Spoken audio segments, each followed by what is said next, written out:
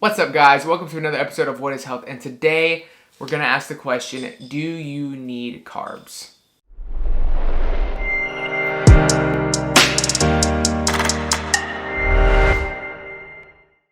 So as y'all heard and saw, do we need carbs? Is this a conversation that needs to be had? I think it is.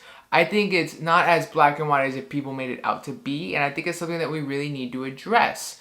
So first, we kind of have to look at what is a carbohydrate? We have to understand this concept. So understand that carbohydrate is a source of energy.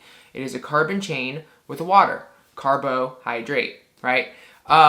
It has many different forms. You have monosaccharides, oligosaccharides. These are different kinds of structures that carbohydrates can be made into. You have simple carbohydrates, complex carbohydrates, fibers, fructose, sucrose, all these different kinds of sugars.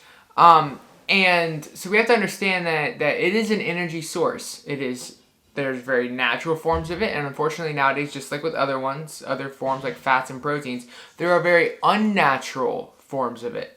But the natural forms, they grow, they live on the earth, they're here, they're living, they're alive. Sweet potatoes, plants, those things live, they have life. They grow without our push or our consent, they just do themselves. So that begs the question, are they needed? Are they part of our cycle? Should we ingest them? Do we need to ingest them? So we look at kind of the health community, because I think that we don't want to look at the standard American diet, because I think the standard American diet, we can say without a doubt pretty quickly that their type of carbohydrates is not okay, not needed, nor is it going to make you optimal, nor help you perform well, right? The Twinkies and the Hostesses and the pies from the bakery, all full of hydrogenated oils and refined carbohydrates and nasties. Now, let's go to a more health-centric community. Vegan community, paleo community, ketogenic community, low-carb community. These communities that are already focused on quality whole foods. And granted, there's some differences between each group, but all in all, they're looking at eating a whole food diet for overall health. Are carbohydrates needed? That's the really, really important question that we need to ask first and foremost. The answer is really bluntly, no. Carbohydrates are not needed. How do we know this? Because your body's brain has to run on 30% glucose every day. So there's people that, have been zero carb for 10, 20 years, and they are out there. They'd be dead. They would be dead right now. So obviously, carbohydrates exogenously, which means to be intaken from the outside, are not needed. They're not needed at all. But obviously our body needs sugar. So how does it create it? So we have this, not to get down a rabbit hole, but we have this process called gluconeogenesis. Generally, a lot of people assume that means you're eating too much protein. But what people don't understand in the keto community in particular is that gluconeogenesis happens all day, every day. It's just very low. Your body's creating sugar to fuel your brain all the time. Your body, when you to replenish glycogen after a workout, it's doing gluconeogenesis. This happens day in and day out. And protein is not the only way that it makes glucose. It can also make it from the glycerol molecule that's attached to the fatty acids when you oxidize fat for energy. There's lactate, right? So there's so many different other ways that your body can use the process of gluconeogenesis to create sugar. But understand that your body can create its own sugar. So you don't need exogenous carbohydrate sources to survive. Now, do you need carbohydrates to perform? Being an endurance athlete, this is something that has become very interesting to me. Do I think you need carbohydrates to perform? No. I have been a strict ketogenic dieter for 3 years, and my performance has gotten nothing but better. I am the most athletic now I've been almost my entire life. And here soon, once I really get into deep marathon training, I'm sure that's going to be amplified, right? And that's without going over 50 grams of carbs a day for the past 3 years. I'm pretty strict. There are days when I have sugar alcohols, I might go over that, but those have more of an effect on gut health and not really your blood sugar levels or performance in terms of sugar intake. So all in all, though, I have seen no down in performance. People like Robert Sykes, he doesn't see any down performance. He's been ketogenic for 6 years. I know other people that have been keto for 10 years, and they don't struggle with any performance issues whatsoever. So I do not think that it's needed for performance. Now, Oh, cue trigger. People turn off the camera. Now, can it be beneficial for some to give them that extra push? Yes. Here's why. For some sporting events, so understand that your body has two different positions. It has glycolytic and it has lipogenic. So your body either is burning fat, lipogenic, or it's burning sugar, glycogenic, okay? Your body will tap into glycogen stores to fuel the glycolytic segment. So if you're working out and you have a really intense set, glycogen, boom. If you are doing sprints, glycogen, boom. If you are rowing and you decide to go all out for your last sprint, glycogen, boom.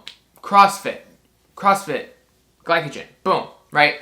Now, it's been shown in multiple studies that someone that's low carb and fat adapted will replenish glycogen after the workout just as fast as a carb-based athlete. That means if you and me, if you're carb-based and I'm not, and I'm fat adapted, and we run and deplete our glycogen, afterwards, I'm going to replenish my glycogen just as fast as you. However, what do we do during the long exercise bouts? Ultra marathons, CrossFit games that go 5-6 hours, and you don't have that break to replenish that glycogen, but you're still trying to do glycolytic exercise. You need really quick forms of sugar. This is where carbs can be intaken, like a piece of fruit or something like that, where it can help push you through. That is, I can't argue with that. Being an endurance athlete, I see where that can be beneficial, right?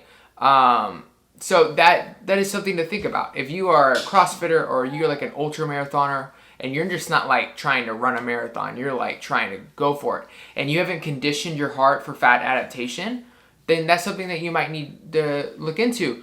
But let me push that. I don't think it's the best. I think that there's another process that takes longer, and that is conditioning your heart to go at a slower rate, beats per minute, to keep you in more of a lipogenic state during high intensity exercise, and so that you can serve that glycogen for longer so that you don't run out of it as quick. That process takes longer, takes more patience, it takes more discipline because your body has to get conditioned to fuel itself like that. But I totally think it's possible, and personally, that's the route I'm going with my endurance running. That's why, like, I'm not gonna take exogenous carbohydrates to push through a marathon. That's why it's gonna take me 2 or 3 years to be able to qualify for Boston, because I'm taking the longer route so that I can stay fat adapted and I can rely on my fat oxidation for my glycogen replenishment and utilization and my overall conditioning. So I think that for pushing performance over the top, in some cases, a exogenous carbohydrate source mid-exercise could be beneficial, but I don't think it's needed. Now, health-wise, are carbs needed for health? Now, this is an interesting topic, and we can go more into each different situation more in another video if you want. Thumbs up, thumbs down, comment, don't comment, it's up to you. There are different situations and different degenerative diseases that need insulin stimulated for some reason. Okay, so a good one is, for instance, it's been shown on a ketogenic diet that at first when you eat a keto diet, T3 levels drop. If you have healthy thyroid, that's not a big deal. It'll drop a little, you'll be fine. You definitely want to keep your protein up. You don't want to like really lower protein restrictively. But overall, you'll be fine. If you eat enough calories and you let your body get fat adapted, your T3 will normalize, you'll equalize, you'll be fine. However, a good example is someone that has Hashimoto's. So I have a nutritional therapy client that has Hashimoto's. And she's under eating severely. She's, pretty low. Now, we do not want her to suffer from extremely low T3 levels. Now, one way to work on this is to put her at a very high calorie amount on a keto diet for a while, and hopefully that will stimulate and keep T3 elevated. But we risk the chance of putting a lot of unwanted body fat on her. So the best way to handle it is a reverse diet to keep that unwanted body fat mitigated. But we still have to deal with the T3. So what we're doing with her is a targeted ketogenic diet. This is not about performance. This is about keeping her thyroid happy. And so basically what she's doing a high-fat, moderate protein meal for breakfast and lunch. And then for dinner, she'll do a lean protein and a complex carbohydrate source. This does not spike her blood sugar over 130. It does not, it stimulates insulin enough to stimulate the thyroid and the T3 hormone, which helps keep her hair from falling out while she's on a keto diet, but also allows the saturated fats and the healthy amount of fats from the ketogenic diet to help heal the other hormones in her body. So that's just one example, and there are a lot of others where that can be beneficial. Another one is someone with extreme insulin or leptin resistance. So leptin is the hormone that makes you feel satisfied. Some people, they never feel satisfied on a ketogenic diet, and having a targeted keto diet while they're in a deficit can be good. Now, I don't think that carbohydrates are the end-all be-all. I think that they're a band-aid to a cut that needs stitches. But the stitches take a while to do. We've got to get your calorie amount up. Once the calorie amount goes up, we can replace some of those calories from the carbs with fats and proteins to kind of create more of a ketogenic environment. But at first, you don't want to negate some of the other things going on just to keep them strict keto. I don't think that is advantageous for their hormones or for their overall health. I think that some of these things need to be addressed. And so those are just two quick examples of how carbohydrates can be needed in circumstance with helping somebody heal.